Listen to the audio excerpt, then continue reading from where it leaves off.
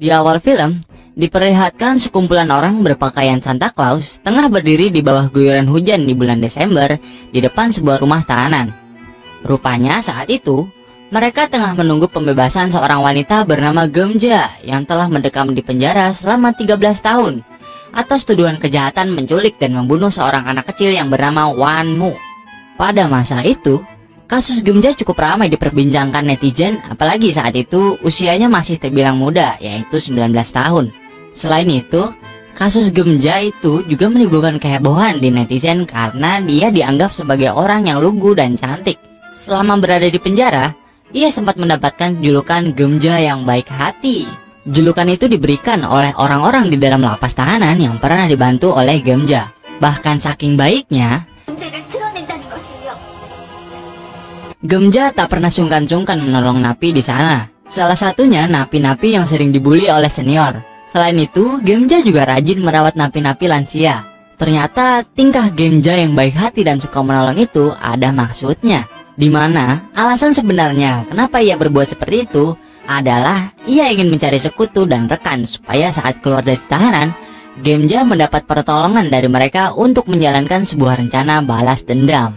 Wih, orangnya sangat visioner. Pada akhirnya, Gemja pun bebas karena semua tuduhannya dianggap tidak benar. Maka dari itu, saat kembali menghirup udara bebas, Gemja tampak lega dan siap untuk membalas dendamnya. Langkah pertama yang Gemja lakukan untuk membalas dendamnya adalah mengunjungi rumah salah satu teman satu selnya yang bernama Kimi. Dulunya, Kimi dipenjara karena kasus pembunuhan terhadap gromonya sendiri.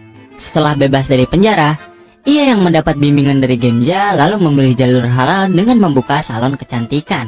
Setelah menemui Kimi, Gemja kemudian pergi ke rumah orang tua dari anak yang terbunuh itu untuk meminta maaf kepada mereka. Ya, walaupun sebenarnya bukan dia sih yang membunuh. Bahkan sebagai tanda keseriusan permintaan maaf, Gemja rela memotong jarinya sendiri. Beberapa hari setelah jarinya membaik, Gemja pergi ke sebuah tempat penjualan kue di mana ia berencana untuk bekerja. Ya gak munafik lah, kalau balas dendam ini juga perlu duit. Dan ketika Gemja datang ke sana, ada seorang pegawai yang langsung jatuh cinta pada pandangan pertama. Setelah mendapatkan pekerjaan di toko kue itu, Gemja kemudian menemui mantan teman satu selnya yang bernama Soyong. Soyong sendiri di penjara karena dulu ia melakukan aksi perampokan dengan suaminya. Tapi ketika berada di penjara, Soyong mengalami sakit keras sehingga ginjalnya bermasalah. Untungnya ada Gemja yang baik hati yang dengan sukarela menyumbangkan salah satu ginjalnya. Wah, parah baik banget sih si Gemja ini. Karena hal tersebut, Soyong merasa sangat hormat dan memiliki hutang budi padanya. Tujuan Gemja menemui Soyong sendiri karena ia meminta bantuan untuk membuatkan sebuah pistol yang desainnya ia peroleh dari seorang nenek tua penyusup dari Korea Utara. Setelah beranjak dari tempat Soyong, Gemja kemudian menemui temannya yang lain. Wih, banyak juga temennya, pasti ekstrovert. Oke, singkat cerita, Gemja lalu bertemu dengan temannya itu yang bernama Hina. Hina ini dulu sempat ditolongin Gemja waktu awal-awal masuk penjara. Jadi dulu, salah satu preman penjara sering banget melakukan pelecehan seksual kepada Hina. Untungnya, Gemja dengan sigap membantu Hina agar terbebas dari wanita tersebut. Bahkan ia memberi pelajaran bagi wanita penjahat kelamin tersebut. Setelah terbebas dari penjara, Hina kemudian membuka usaha sebuah kerajinan perak. Tanpa basa-basi, Gemja pun langsung meminta membuatkan sebuah kerajinan sesuai dengan desainnya. Keesokan harinya, ketika Gemja tengah bekerja, ia secara tak sengaja bertemu dengan seorang detektif yang pernah menangani kasusnya dulu. Kemudian cerita pun rada mundur nih dengan memperlihatkan Gemja dan sang detektif yang tengah berdebat. Saat itu, Gemja mengatakan bahwa ia bukanlah pembunuh dari bocah lelaki itu. Meskipun saat ditanya tentang mainan bocah itu, Gemja salah mengomong. Ditambah lagi, saat disuruh melakukan reka adegan, Gemja pun terlihat kebingungan, seperti sama sekali tak melakukannya.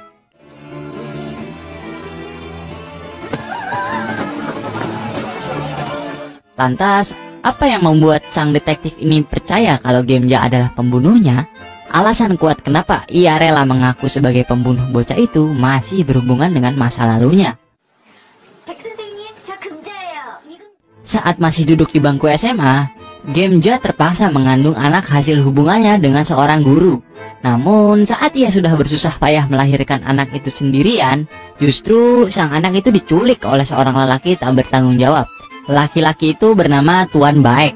Justru si Baek ini adalah pelaku sebenarnya pembunuhan bocah tadi. Namun karena takut anaknya terbunuh, Gemja tidak punya pilihan lain selain mengaku bahwa ialah sang pembunuh dari bocah itu. Sementara itu, usai menerima vonis penjaranya, Gemja terlebih dahulu menitipkan anaknya ke sebuah panti asuhan. Namun sayangnya, saat Gemja akan menjemput anak tersayangnya itu, Gemja harus mengubur mimpinya karena putrinya itu telah diadopsi oleh sepasang suami istri dari Australia.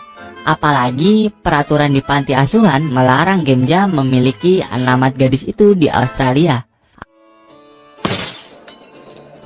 Alhasil, Gemja terpaksa membobol panti asuhan tersebut dan mencari dokumen pengadopsian anaknya. Usai mendapatkan informasi, Gemja lalu berniat pergi ke sana. Namun karena ia tak memiliki uang, Gemja lalu memberanikan diri dengan meminta kepada bosnya untuk memberikan gajinya di awal selama 3 bulan. Enak bener. Meski awalnya terlihat ragu, pada akhirnya bos itu berbaik hati sama Gemja. Usai mendapatkan uang, Gemja langsung memutuskan terbang ke Australia demi menjemput anaknya. Oh iya, anaknya itu namanya Jenny, guys. Tapi sayangnya, Jenny yang memang sejak kecil hidup di Australia hanya bisa berbahasa Inggris.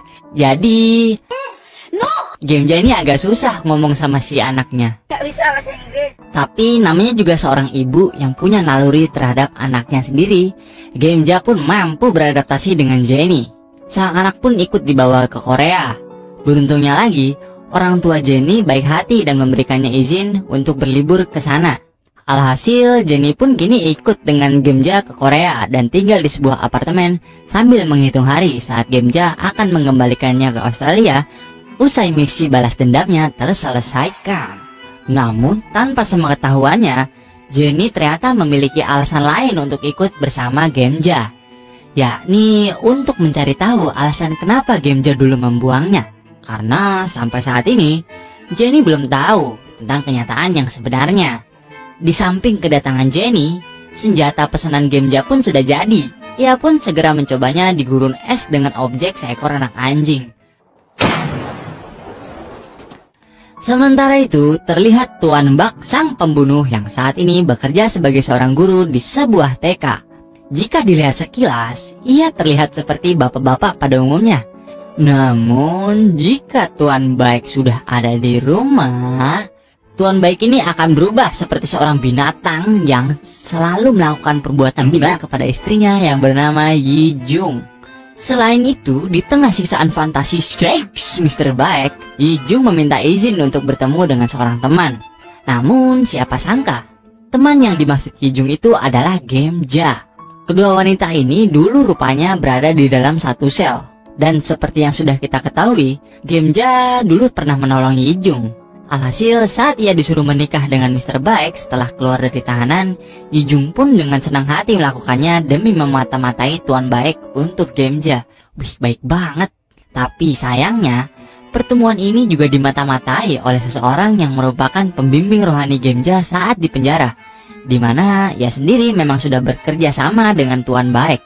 Alhasil, usai mendapatkan laporan pertemuan itu, Tuan Baik langsung menyewa 2 orang pembunuh bayaran untuk menghabisi Gemja. Dan malam harinya, saat sedang berjalan-jalan bersama Jenny, Gemja tiba-tiba dihadang oleh 2 orang pembunuh. Beruntungnya, saat itu Gemja membawa senjata api, sehingga ia dapat membasmi pria-pria itu dengan sangat mudah. Di sisi lain, Mr. Baik yang malam itu tengah memakan masakan dengan asyiknya memandangi luka memar istrinya yang dibuatnya sendiri. Namun, ia tidak menyadari bahwa istrinya itu telah mencampurkan obat tidur di dalam makanannya. Alhasil, beberapa suap saja, ia pun tak sadarkan diri. Tak lama berselang, Gemja terlihat datang ke sana, dan dengan dibantu Eugene, ia membawa Tuan Baik ke sebuah sekolah tak berpenghuni. Ketika Tuan Baik sedang disekap, Gemja langsung menodongkan senjata api miliknya kepada Tuan Baik. Dengan sedikit kemampuan bahasa Inggris Fafifu Was Wes Was, Gemja memintanya untuk mengartikan semua yang ia katakan kepada Jenny tentang alasan sesungguhnya kenapa ia menitipkan anaknya itu ke panti asuhan. Tak lupa, Gemja juga berjanji kepada Jenny akan mengantarnya ke Australia setelah semua urusannya selesai. Setelah mengungkapkan kebenaran itu kepada anaknya, sekarang giliran Gemja untuk membuat perhitungan kepada Tuan Baik.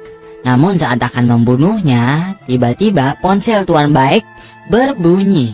Namun betapa terkejutnya Gemja saat menemukan kelereng bukti pembunuhan bocah 13 tahun itu masih ada di sana. Wow, dan bahkan di ponsel itu juga tergantung barang bukti milik bocah yang Tuan Baik bunuh lainnya. Berbekal hal itu, Gemja segera menghubungi detektif yang pernah membantunya dan mulai menggeledah rumah Mr. Baik. Beruntungnya, siang itu mereka berhasil menemukan beberapa barang bukti berupa rekaman video yang menunjukkan saat Tuan Baik membunuh 3 orang bocah lainnya. Dibantu dengan detektif itu pula, Gemja mencoba mencari orang tua dari anak-anak di dalam video itu untuk menunjukkan kebusukan Tuan Baik yang sesungguhnya. Usai mengumpulkan para orang tua dari korban pembunuhan itu, Gemja lalu memutarkan video pembunuhan bocah-bocah tidak berdosa itu. Tentu saja video itu membuat mereka menangis sekaligus murka. Video itu jelas membuat siapapun yang melihatnya tersayat hatinya, termasuk saya. Setelah mereka menyaksikan video-video itu, Gemja kemudian memberikan 2 pilihan hukuman. Pertama, mereka akan menyerahkan Mr. Baik kepada polisi dengan bantuan detektif. Dan yang kedua, mereka akan menghukumnya sendiri. Di sini terlihat perdebatan di antara para orang tua korban. Tapi pada akhirnya kebanyakan dari mereka memilih untuk menghukum pelakunya sendiri. Setelah memutuskan memilih opsi kedua, masing-masing orang di sana diberikan sebuah mantel plastik, di mana nantinya satu persatu keluarga korban akan masuk ke ruang penyiksaan dan menyiksa Tuan Baik. Namun tindakan main hakim sendiri itu diawasi oleh Gemja agar setiap orang mendapatkan porsi menggebuk yang sama dan adil. Setelah itu, para orang tua korban dibebaskan untuk memilih senjata pembantaian. Salah satu di antara mereka bahkan ada yang menggunakan sebuah kapak raksasa layaknya Lucifer yang siap membunuh korban. Setelah melalui beberapa siksaan yang didasari rasa dendam itu, si Tuan Baik yang tidak baik akhirnya tewas dengan tusukan sebuah gunting di leher belakangnya. Setelah selesai melakukan pembantaian, semua orang di sana saling bekerja sama untuk membersihkan lokasi sekaligus foto bersama sebagai bukti agar salah satu dari mereka tidak melapor polisi. Setelah itu, mereka membawa Tuan Baik untuk dikubur di tengah hutan. Namun sebelum terkubur dengan sempurna, Gemja menembak Mr. Baik tepat di dada sebagai pembayaran atas segala balas dendamnya, mulai dari pemerkosaan, dibuat hamil, penculikan anaknya, hingga tuduhan pembunuhan yang dilancarkan kepadanya. Sementara itu, terlihat Gemja sedang membawa roti bersama dengan rekan kerjanya. Lalu saat ia melihat Jenny di tengah jalan, ia langsung memeluknya dengan sangat erat. Setelah itu, Gemja memberikan Jenny sebuah roti berwarna putih yang melambangkan awal dari kehidupan yang baru. Jenny yang melihatnya pun merasa bahagia dan mulai mencolek-colek kue itu untuk dirinya sendiri dan memonteknya untuk ibu kandungnya. Di bawah guyuran salju yang lembut itu, dengan diiringi air mata bahagia, Gemja lalu memendamkan wajahnya ke dalam roti. Dan film pun berakhir dengan sangat sopan.